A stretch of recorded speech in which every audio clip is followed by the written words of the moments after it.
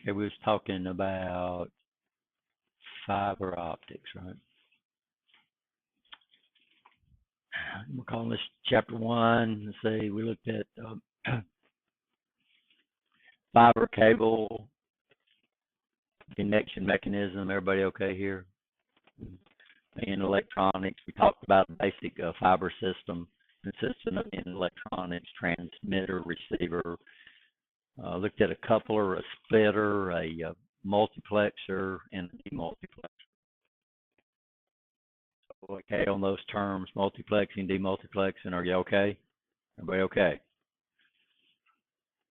Look at some devices, optical rotary joints, optical amplifiers, optical switches that we might run into in a fiber optic system. Looked at some of the hardware we do to run the stuff, the ductwork, the cable trays. I forgot to go in there. I know we got a cable tray here somewhere. I'll try to look for it when we're on break. Hangers, patch panels. Everybody okay so far? So anything I go over, of course, enclosures. Here we show cable management systems. Then we got into the actual fiber itself. We talked about the core, the cladding and the coating. Everybody okay there? And actually passed y'all a little piece of fiber around and let y'all see. Of course, the two you can't tell apart, of course, is the cladding and the core. To us, they look like one unit, right? You understand that? So the core is actually made inside the cladding.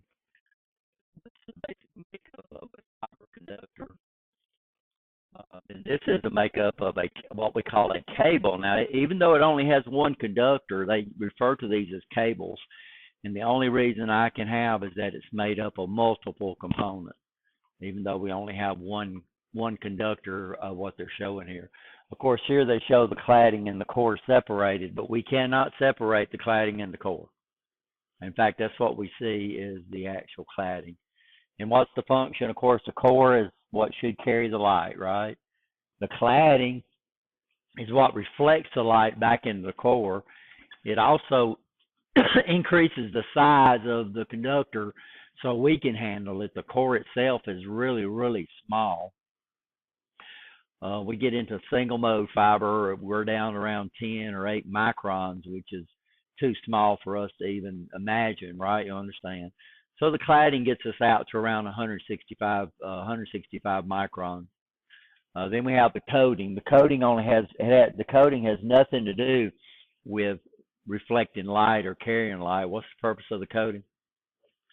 Just to protect the fiber. That's all it's in there for. This is another makeup. This shows what we call a tight buffer, a 900 micron tight buffer, and that's what I passed around. We have two types of buffers. Is the term in fiber we use for the jacket. You understand that? So in conductors, metal conductors, we use the term jacket. Here we use the term buffer. And a buffer is a go-between. That's basically what this is. We have two types of buffers we'll look at. We have what we call tight buffers. In tight buffers, the buffer is actually in contact with the coating. And loose buffer means it's not in contact with and we'll look at the advantage of those. And I got to go back over to the other lab. We have all these different types of cables and conductors over in the other lab. Normally, this is where we teach the class. Well, that's not true. We move between the two, but there's more room to store the stuff next door. So this is a 900 micron fiber optic conductor, and we'll look at the way we buy these things and rate them. And we'll pull one out and look at the markings that's actually out on the outside buffer. So we call this the buffer, and we call this the outside buffer. So normally the conductor is actually in when we pull this stuff through conduit, we usually pull it, or through a tray, we have an outside buffer that's in there to protect us from the environment and physical strength. And also we're going to have a Armanid or Kevlar strength member inside the cable. And we have a good video that I found showing you how to pull this. We talked about light and the speed of light and wavelengths and all that kind of stuff. So uh, any extremely high frequencies, we usually don't deal with frequencies. We deal with something called wavelengths. And when things move, they have a frequency. You have to have a length between the positive and the negative cycles, right? You understand that? And we can actually calculate these. And that's what we did here. Looked at the formula, played around with this a little bit. We went from wavelength to frequency and frequency to wavelength. And so when we specify a fiber conductors are designed to handle lights at certain wavelengths. So that's part of the specification that we'll look at the different wavelengths. And these are pretty standard right here. Where did I put that at? Yeah, these are the standard wavelengths we use in a fiber optic system. Two of them are actually visible, 660 and 850 nanometers. The 1300 and the 1310s, these are down in the ultra red range, and you won't be able to see those. Okay? So some of them we can see, some of them we can't. So a lot of people come up here and try to look at a fiber to see light coming out the end, and if it's up in these 1300 wavelengths, you're not going to be able to see those lights, right? So we have special equipment that we use to actually measure it, and we'll show y'all those too. Frequency versus wavelength, and we did some work on between the two. And this is where we need to start. So conductor size is usually given relative to the diameter of the core and the diameter of the cladding in micrometers. So these are pretty standard size. We're going to deal with 62.5/125 fiber in this class. This is going to be what we call multi-mode fiber, and then notice all of them, but the very bottom one has a cladding of 125 microns, which is pretty neat since most of the fiber we're going to deal with, this is older stuff, is in this range right here. That means we can have pretty standard stripping tools, right? Because the cladding is the same size. And that's what we see. Remember, we don't see the core, we see the cladding. And when we show you a video on how this stuff is made, it's really, really interesting how they do it. So the path, somehow we're going to do what we call, the path is going to travel down the core. And we do with this with something that we call refraction and reflection. Do y'all know what refraction is? Anybody know what refraction is? So I'm going to bring up a video. I'm going to post this video. What I'm going to do is pause. Y'all remind me, this total internal reflection, this is a term we use when we're below the critical angle, right? And when we're below that critical angle or above, I need to get my brain straight, all the light will be reflected back into the core. And we'll look at pulse spreading, reduction of signal intensity, because we do have things. So we run into this all the time, especially with water and air. When I come up here and I get above the critical angle, I can do what? So there we go. I can see, but if I get below the critical angle, then it reflects. And we see this in water all the time. It makes beautiful pictures. Notice on this one right here, the water is doing what? Reflecting. Okay.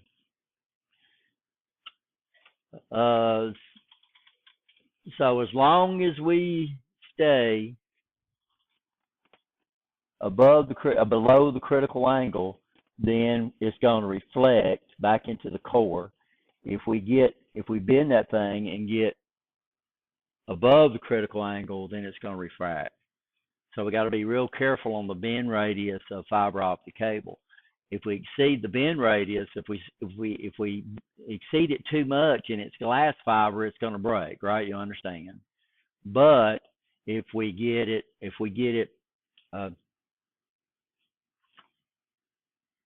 above the angle, it's going to refract, and we're going to start getting lost. So one of the things we'll do when we're playing around with this, we got some cables that's already put together, and we're going to measure this, and we're going to measure it straight, and you're going to deliberately bend the cable, and you'll watch the loss on the other side do what? It'll go up because of refraction, right? Reflection, pretty much everybody knows what reflection is. So what's reflection? It's the bouncing off of light, right? When something strikes the surface. Refraction is the bending of light when it goes through two materials that have different speeds of light. That's all they have to do. The speed of light between one material and the other material has to be different, and then we get reflection. I'm sorry, refraction. Critical angle. This is also called the angle of acceptance, or the acceptance angle.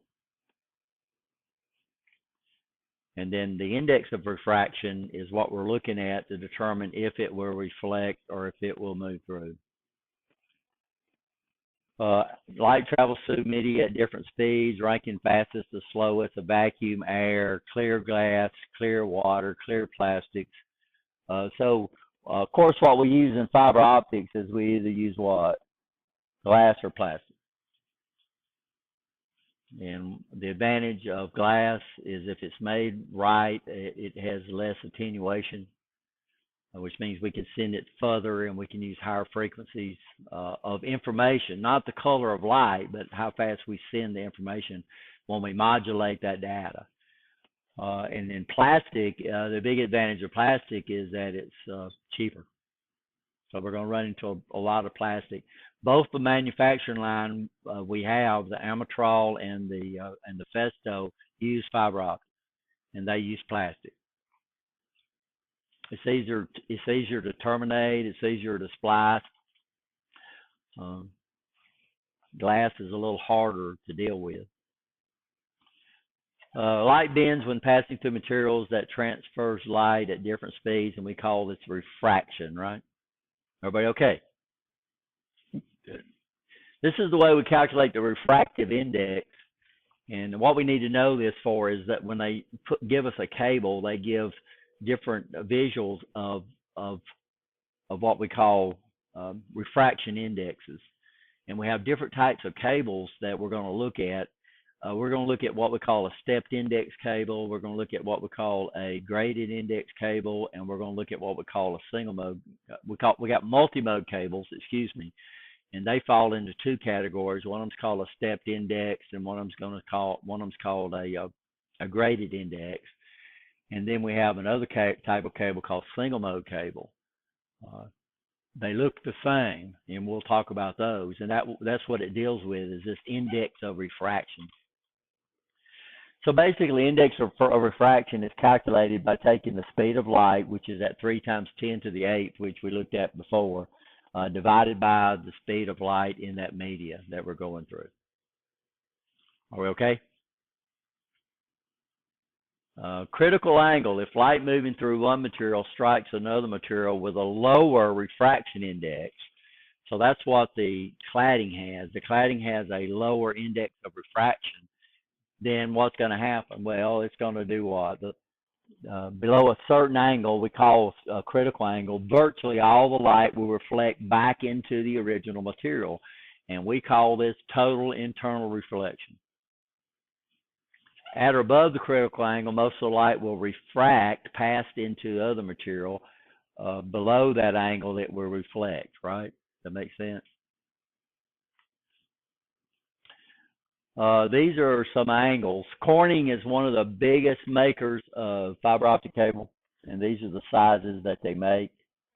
And these are all glass, by the way. Everybody's heard of Corning. They make plates and cups and stuff like that. They're very popular there, but they also make fiber optic cable. It's right down their line of expertise, right?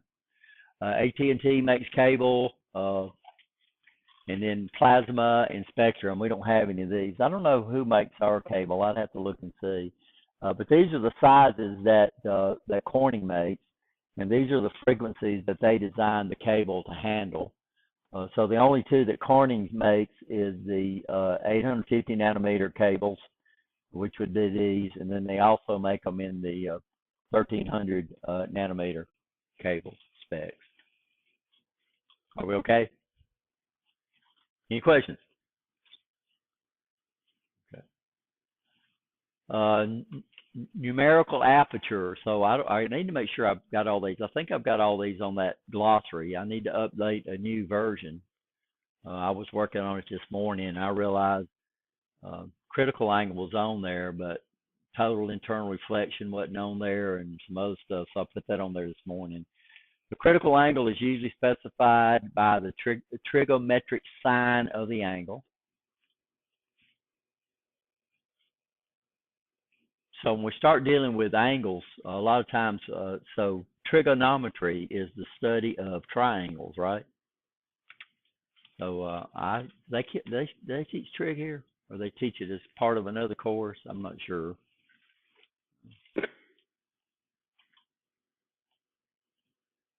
But basically in trig, we deal with angles, and most of the time we deal with what we call the right angle. A right angle is a triangle where one of the angles is equal to 90 degrees, and these are called right triangles. And then what we do is we have this angle that we're talking about, which would be right here. This would be the critical angle.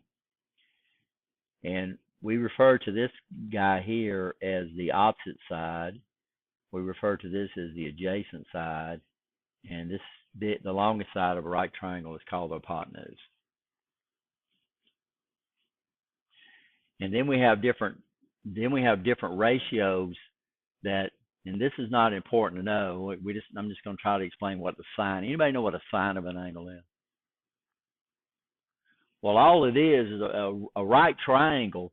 What's all the angles in a triangle have to, if we add them together, what will they always equal? Anybody know? 180 degrees. If it's a triangle, no matter what the angles are, if you add them together, they will always come up to be 180 degrees. Okay, y'all understand that? Well, on a right triangle, one of them's 90. So the sum of the other two has to be what? 90.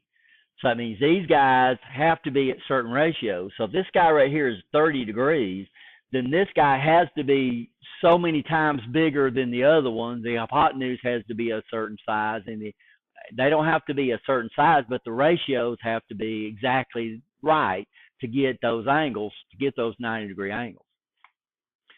So they came up with something that we call the trigonometric functions of sine, cosine, and tangent.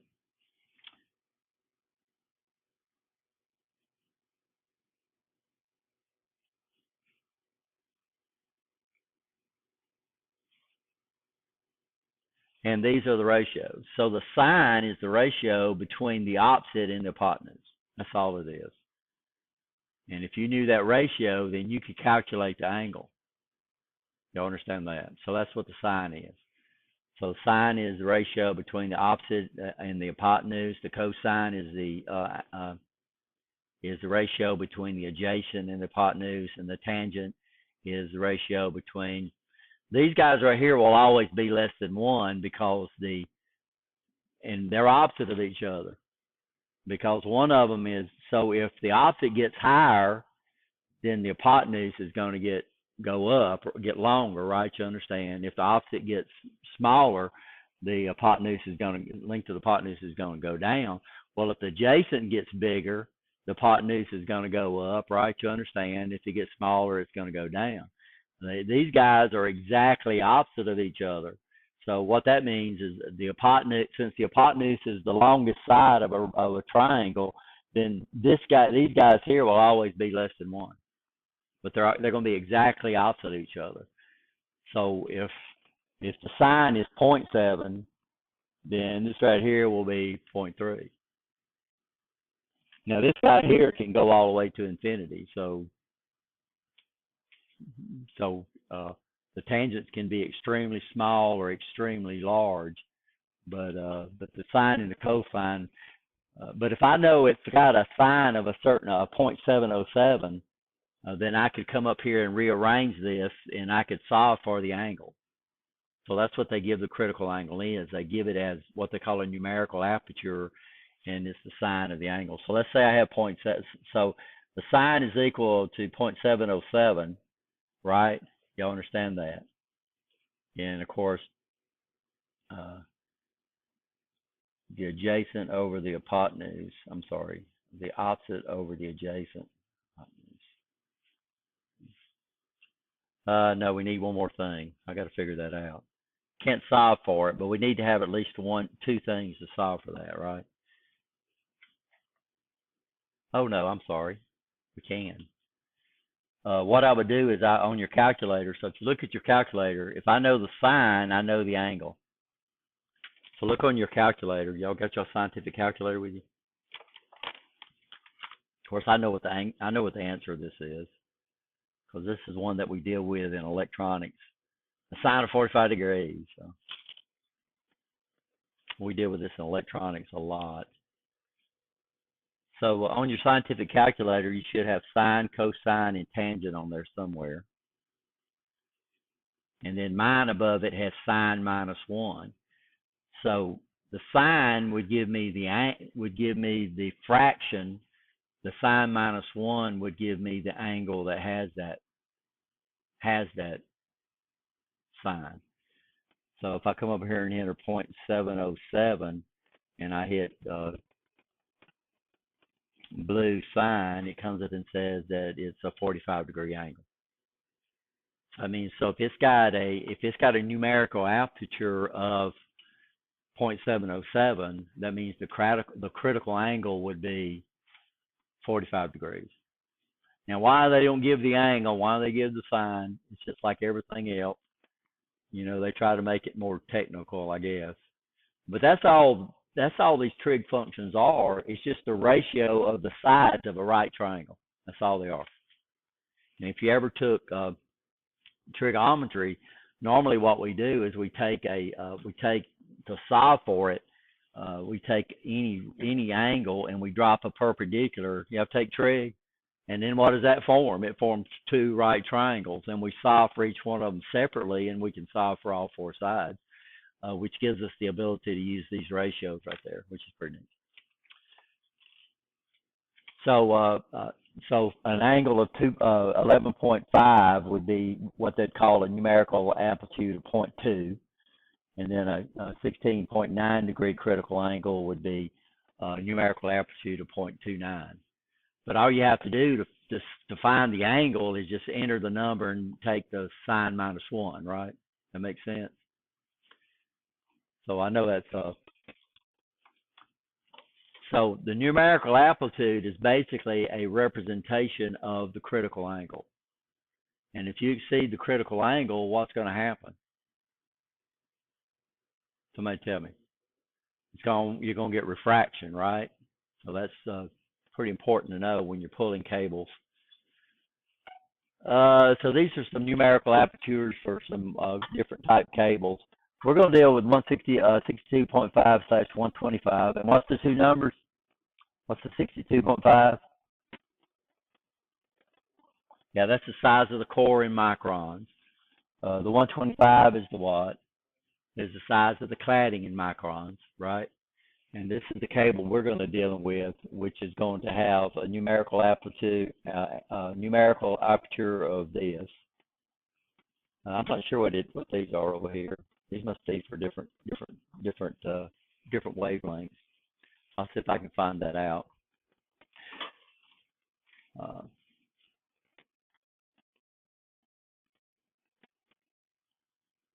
I don't know what the core, what the diameter of the plastic we have. Didn't I show you all the plastic? Which is pretty neat because its core is so big that you can literally see the light. 62.5 microns, you can't see that light because the core is so small, right? We can see it when we look at it under a fiber scope.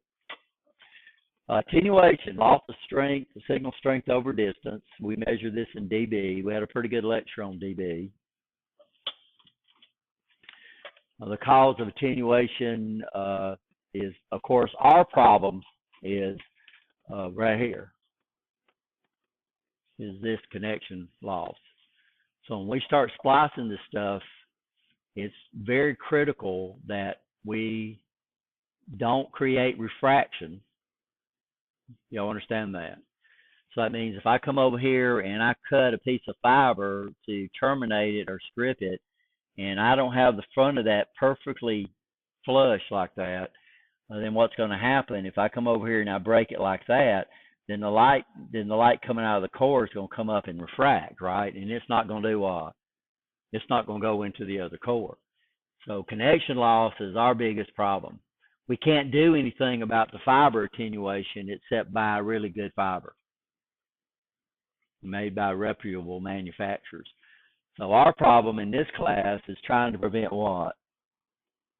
Connection loss. In connection, we have two types of connections. We have splicing. So just like copper, sooner or later you're going to have to splice this stuff.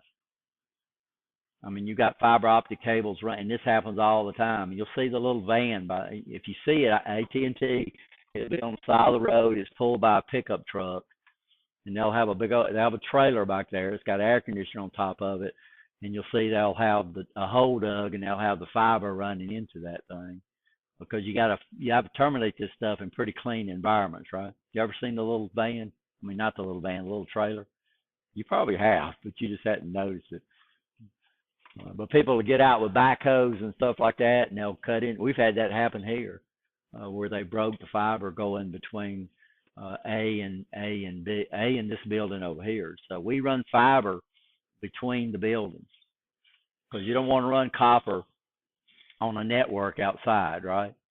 In Alabama, because what do we have? We have 2 seasons where we have a lot of thunderstorms, and we had that happen. We lost all the network cards in a lab one time because of the way they ran the copper, and it got struck by lightning and blew out all the network cards in a whole lab. I don't forgot how many computers were in there. So we run fiber between, and that's the orange cable. So see the orange cable coming up to the switch right there? That's the fiber right there, coming over from A building. The main network stuff is over in A building over there. So we're going to have to worry about this. So we're going to learn how to terminate the fiber, and we're going to learn how to splice the fiber. We're going to do glass. Plastic is a lot easier. The biggest problem you have with plastic is just trying to get, and also with glass, trying to get this straight surface layer so the light will not refract when it comes out the end, and we'll get a lot of loss.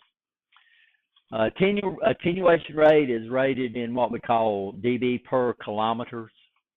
So when you start dealing with fiber, you're going to have to start dealing with the international standard for measurement, right? And the international standard for measurement is the metric system.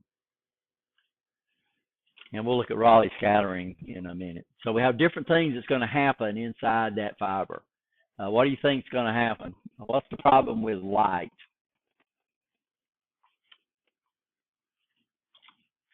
So if I see it, and we have a thing called a prism. And what does this prism do for us? If we got white light, what does it do for us? Anybody ever play around with a prism?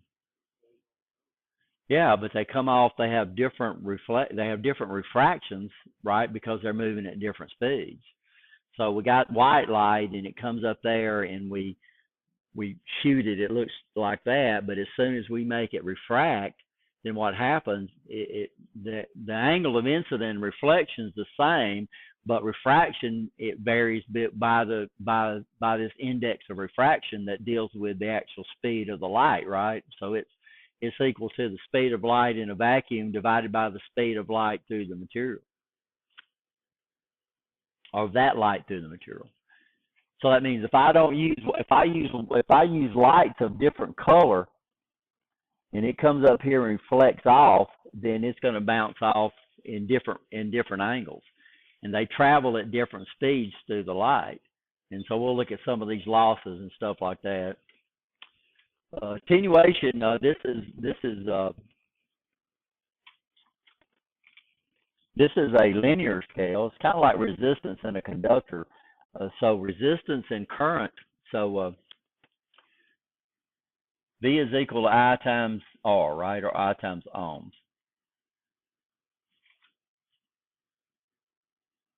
So what we mean, if I come over here and my wire has a certain ohms, then this line right here is going to be a linear line or a straight line.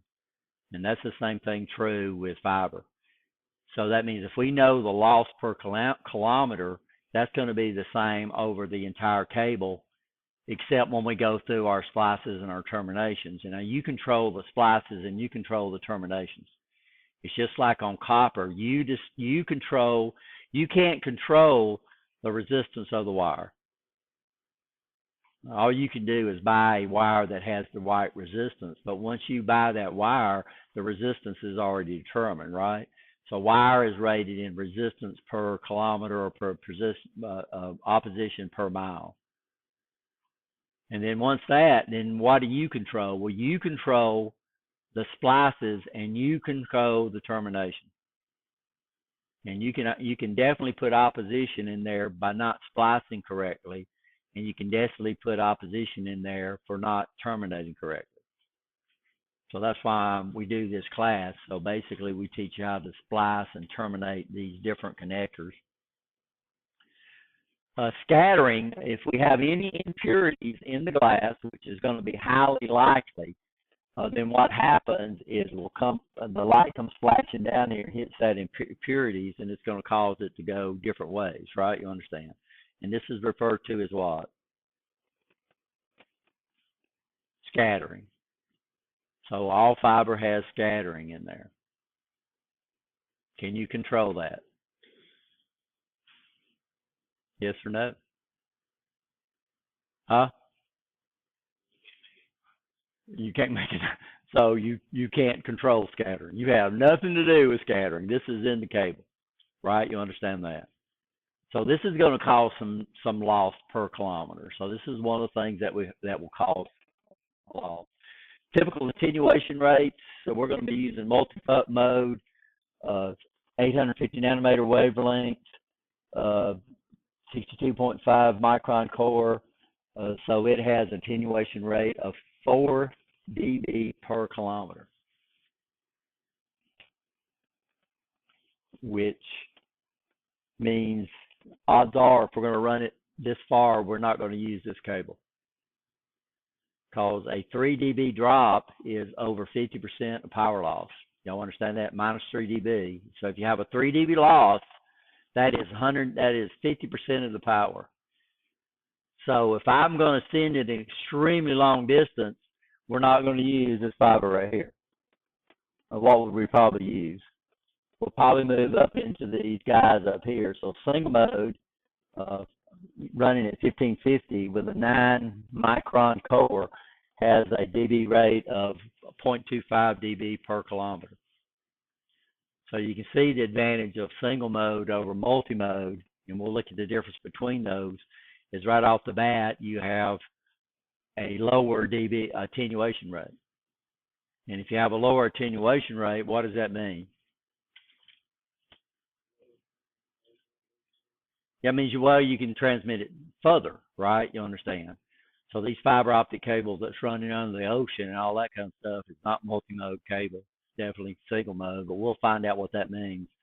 We're going to be fine. Most of your internal networks use this guy right here. I'm sorry, either this guy or this guy. This guy is the most popular right here, and we'll look at when we get there, because none of our networks run over a kilometer, right? You understand that? So think about the distance between here and A building up there. That's not even near a kilometer, right? So that means we're under the 3 dB limit that we're going to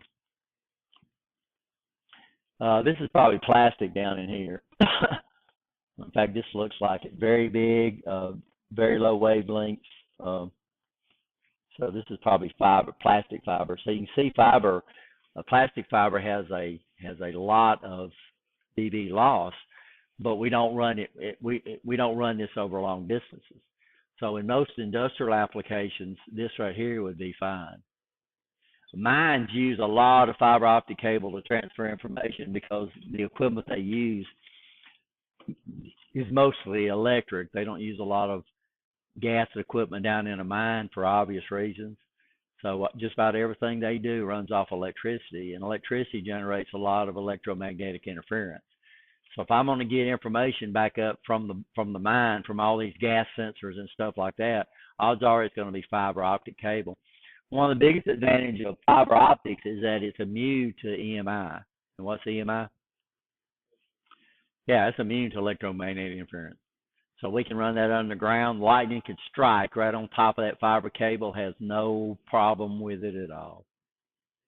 Now, unless it's too close to the surface and it absorbs some of the heat, we might melt it, but we're not going to affect it by EMI. Cable splices and termination. This is your problem right here. These are other causes of attenuation. Of course, it's core splices and termination. Core offset, which you have no control over. Core offset would be when they make that fiber, if that core does not go right down the center of the cladding, we have what we call core offset. And so one of the ratings of a cable is going to be the core offset, the maximum core offset, and then non-circularity of the core, of the cladding. So if the cladding is not a perfect circle, then it's not going to refract or reflect like it's supposed to. So there's some examples. This would be an example of a core offset. This is where the core is not what? Centered in the cladding. I have to answer my own questions. So the core is not, who controls the core offset? Huh? Whoever makes it, right? So they give you a rating on, they'll give you a maximum core offset, you know, so that's something you would take in consideration. So this core is perfect. This core is not. I've spliced this together, or I've terminated with two connectors, and then of course this is going to cause quite a bit of loss, right? You understand that? Non-circularity. A non-circularity would mean the cable itself is not in a circle, so it's actually in an oval shape. Well, what would happen is when light's reflecting off the sides, it's going to be different speeds, right? You understand? And if the light does not travel at the same speed when it bounces off the side, that means the pulse of light is going to be spread out when it hits the receiver. You understand that? Because if I've got light moving at different speeds, it's just like if we're driving in a car and we're going in 4 lanes and we're all moving at the exact same speed, then we're going to get to the end point at exactly the same time. But if we're traveling in parallel lanes and we're traveling at different speeds, so we start off with a pulse. Let's say it's 4 cars beside each other, and we're sending that over a road. Well, if those cars travel at, one travels a little bit slower, you know, not very much, and we're talking about maybe nanomiles per hour, then those the cars are going to be what when they get to the end? They're still going to get to the end, but they're going to be spread out. So non-circularity or non-ovality would cause the lights bouncing off this one would take it longer to bounce off the other side, right? You understand?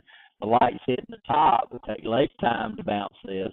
So this would be traveling a further distance. So these lights would get there later than these lights, and it would cause the pulse to spread out, which could cause problems.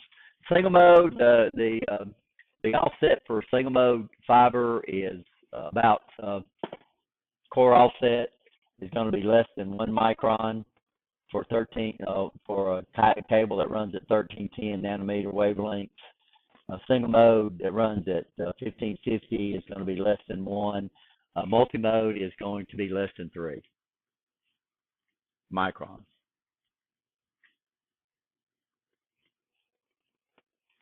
Circularity, all these are less than 2% if you buy good fiber. So this is one thing you're going to look at if you buy the fiber, is make sure it has a very low core offset and a very low non-circularity rating, right? That makes sense? Yeah, when y'all see how this stuff is made, it amazes me that they can maintain these tolerances. Okay, guys, let's take a break.